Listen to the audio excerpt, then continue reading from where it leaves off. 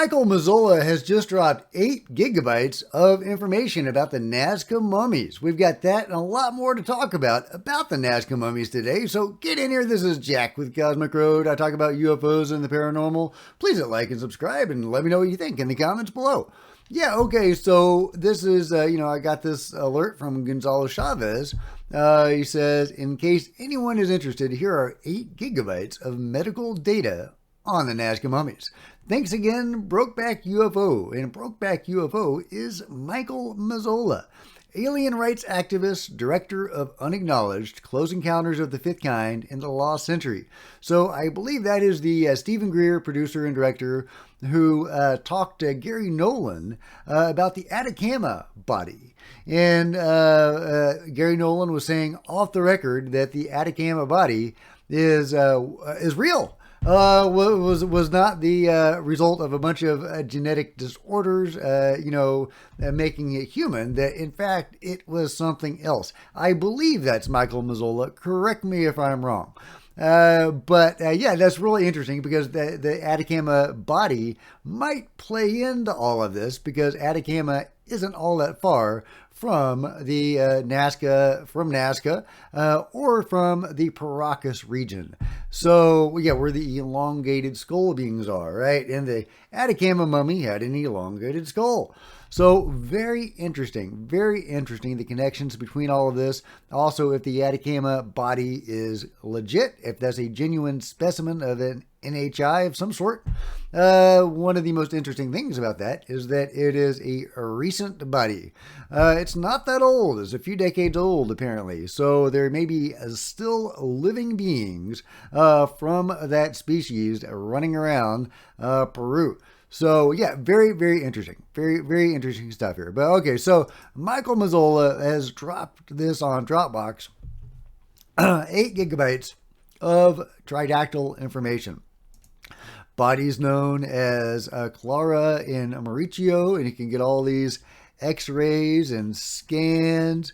You can go to the press release. You can go to information about Santiago, the tomography, etc. Lots of really great stuff here. I haven't dived into it all yet, so I'm going to have to go through that. Then there's Sebastian. And just some, amazing information here, guys. 8 gigabytes of awesome stuff. And here's a lot of the stuff about Maria, tridactyl being known as Maria. Is that supposed to be? That's not Maria. What is the mummy named? Okay, yeah, all right. I don't know if that's copyrighted. That may be from the website. Okay, but yeah, really, really interesting stuff here. So I love it. So get that out, check that out if you have time. Meanwhile, the Incari Institute of Cusco has released a new set of CT scan images of the tridactyl humanoid fetus, Raphael. Now, Raphael is an amazing specimen. That's the fetus inside Montserrat. And it's an incredible piece of evidence. Because it's, a tridactyl being supported by a very complicated capillary structure within the womb of Montserrat. Basically impossible to fake. That is, there's so many, strong, almost ironclad pieces of evidence with the Nazca mummies. For example, implants that are, made of osmium or contain osmium, which wasn't discovered by, humans until a couple hundred years ago. Contained in implants from 1,000 or more years ago. And in implants that were fused to the bone. Bone had grown around the implants, indicating the beings were alive when those implants were put in. So, really great piece of evidence. But of all the pieces of evidence, I think Raphael is the strongest. Because like I say, nestled in the womb of Montserrat, surrounded by this complicated, capillary structure, it's just impossible to fake, guys. Impossible to fake. But that doesn't mean that everybody's on board with the Nazca mummies, unfortunately. Michelangelo, who I respect a lot for his UFO information that he posts on Twitter, is not a believer in the Nazca mummies. A quick reminder that the alien mummies are a hoax and were already debunked years ago. Points. Folks in Peru have been making these bodies for over a decade, made from ancient animal and human remains, dog or llama skull for the alien head. Scientists in Peru already debunked these sculptures 5 years ago. Because the sculptures are made from ancient remains, they register as being old in carbon dating experiments. 50% of ancient DNA will come back as unrecognizable in DNA tests. And that may well be true, and my wife, who is a geneticist, isn't super happy about the DNA scans or results that have been done so far. And I think that we do need better DNA. We do need better DNA. But all the other stuff is on point. And so the comments, however, on this post are great. Science Boy Jack says, your post backfired, my friend. Now people are even more interested in these non-human specimens. Congratulations. And Tridactyl says, you literally posted a video of forensic anthropologists stating otherwise. There is no proof of manipulations. And indeed, there's not any proof of manipulations. In fact, the skin of these beings is unbroken. There are no seams. The live CAT scans, one of them presided over by the director of a hospital, a live CAT scans showed that 2 specimens were in fact intact. They were intact whole specimens. They were once living beings. So it's, and then Gonzalo Chavez says the llama skull paper was debunked by its own author. Even the paper people discussed issues with its own paper. The doctor in the video has examined the beings and is the lead forensic officer of the Mexican Navy. I think he's the chief pathologist for the Mexican Navy. So you are saying a forensics doctor was fooled by dolls? I know, not a very good look for the chief pathologist of the Mexican Navy if he thinks they're living beings if they're dolls, right? Screenshots of a paper by University of Cyprus CT scan in 2018 of this mummy. There you go. You can read all about the CT scan there. As Ben Baroob says, if this were true, how does the 3D scans show all the bones connected? Brains in the skull and the llama skull does not match. See the tribal-made dolls shown in this clip. Dolls built 1,000 years ago for depiction from animal bones, like making a Jesus doll. Get the facts here. And indeed, there were some dolls that seem to have been made for ritual purposes by humans all those years ago. But those aren't the bodies we're talking about. As Ian Harding says, all connective tissue is undisturbed and still connected. They are not actually mummies because they have all their organs still. Technically desiccated, dehydrated, and coated in diatomaceous earth. Now, I will argue with Ian because there has been evidence that some of these mummies, some of these bodies, were indeed ritually mummified. They've even found like wrappings and stuff. Some of them do seem to have been ritually mummified. Others, however, simply seem to be naturally mummified. And what's interesting about these beings is they seem to have had a global presence. I've shown before the artwork across the world showing very similar beings. From Australia to, just all over, guys. And you can go see my videos on that. And Science Boy Jack is also finding evidence of that too, in a different way. I believe there is going to be a huge, amazing connection found between the Nazca mummy specimens of Peru and Candi Suka Temple in Indonesia. These beings depicted have elongated heads and reptilian head holes. These beings were heavily involved in humanity's past, and they were depicted all over the world in various cultures. They may have subjugated us in the distant past after raising us to a high level of civilization. And he draws comparison between the mummies with the little holes on their heads, and I've shown those before. I've shown those in conjunction with the Russian being that we'll see in a minute. And also, but Science Boy Jack is finding these head holes on the sides of these inhuman-looking beings depicted at the Candi Suka Temple in Indonesia. So, yeah, very intriguing that these inhuman-looking beings were depicted with these head holes. And they have kind of elongated heads, too.